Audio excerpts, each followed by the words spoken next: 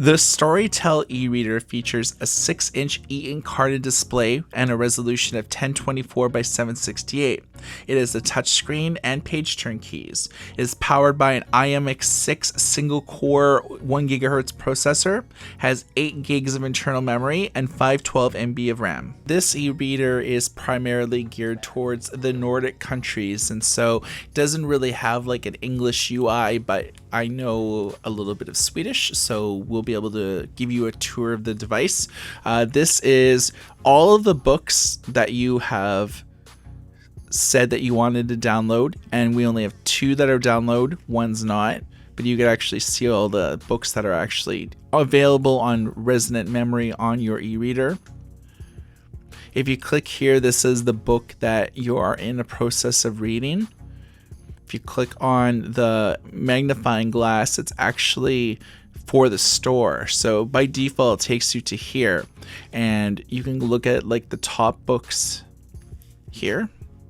You can see there's like 5,000 pages and stuff. If you click on a title, you could click here to download it to your device. And this e-reader is only compatible with a Storytel subscription. And if you downloaded it, you could actually remove it. Now you can tell that this is an audio book because it says here it lasts 7 hours and 21 minutes. If you click on the gear icon here, brings you mainly to the settings menu. You can configure the Wi-Fi. It does have a frontlit display. We'll look at that once we dim the lights a bit. This is the Storytel email address, Wi-Fi, kind of further settings here. You can update the firmware. You can figure out what language do you want it to speak aloud. The keyboard layout, there's a ton of different languages for the keyboard layout. But it is important to note that the actual UI of the device can't be switched to anything except Swedish for the here and now as of August. There is a tutorial here if you want to sort of get familiar with the device. The e-reading experience is as bare bones as it gets.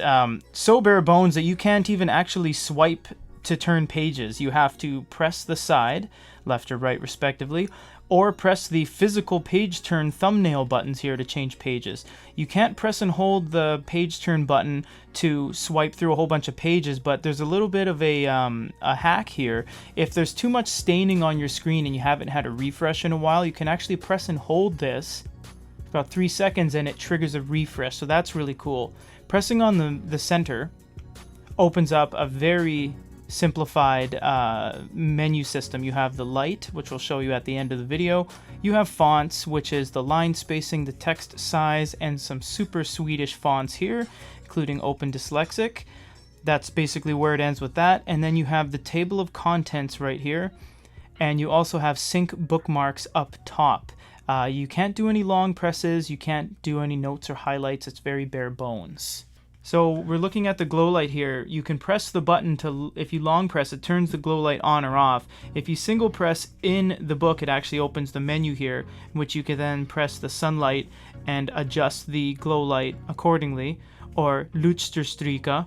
Mike knows what that means, so he taught me that. And you can press the level that you want or use the plus and minus toggle buttons to go up a step. Storytel is a very unique e-reader on the market. It's only available with their ebook and audiobook subscription service. If you don't have a paid membership, you can't do anything with this. No. I think that this is good and it's worth checking out.